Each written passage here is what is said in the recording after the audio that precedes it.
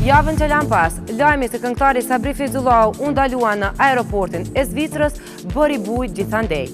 Prive, si gjithmonë, ju sjell atë që ju dëshironi ta dini, të vërtetën dhe çka fshihet mbrapa gjithë kësaj ngjarje. Më mirë se vetë këngëtari në fjalë, nuk ka se kush na tregoj. E ndjekim bashkë materialin e përgatitur për të.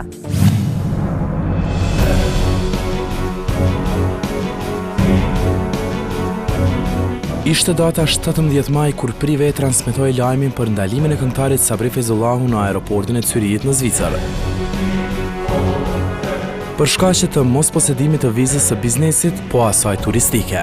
Lajmi mori hovin duke u transmetuar në të gjitha portalet vendore e njëkohësisht duke shkruar ashtu dhe siç ua kishte ëndja. Prive të dielën me datën 18 u drejtua për në aeroportin Adem Jashari, që të sqarohet një herë për gjithmonë puna me këngëtarin Feyzullahu. Mbrom nuk ka mundur, mbrom dje ka mullëthuar në orën 10:15 minuta, për në Zyri, mbrom kam arritur dje në orën 12:10 minuta në Zyri, dhe në pas kontrol më kanë thënë që nuk e kam duhet ta kem nga sot një dokument shtesë për të kënduar. Dhe më thonë, unë e vizën e kam dhe në 2015, në 19/4/2015.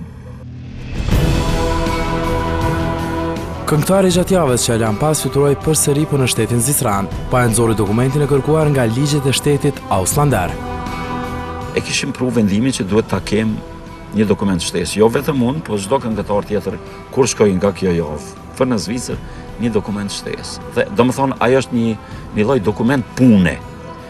Krahas kësaj vizës që viza është në Schengen, Zvicra është në Schengen, duhet ta kem dhe dokumentin e punës.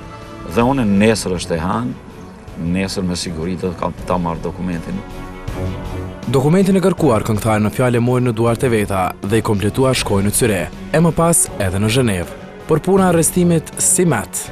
Unë nuk kam qenë i arrestuar, më vjen keq kur e kam dëgjuar se më kanë thirrë, janë shqetësuar dhe Ermali dhe Nera gruaja ime dhe Bulza, vajza dhe Nusja dhe Vlora dhe i keni parë ju sa mesazhe më kanë shkruar gjithandej nga unë më qenë i arrestuar 2 telefonat nuk më kishin punuar që kam komunikuar me njerëz. Agja Sabri tha se nuk e kishte shijuar para burgimin, por se kishte fjetur në një hotel luksi.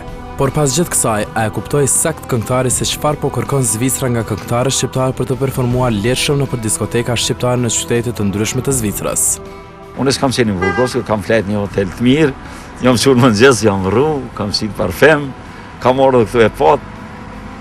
Ta 2 policët nuk më kanë përcjellu, po shkojshin për mëngjes, ta në hec, sa vrit përcjellin dhe jashtë kinë se ke qeni.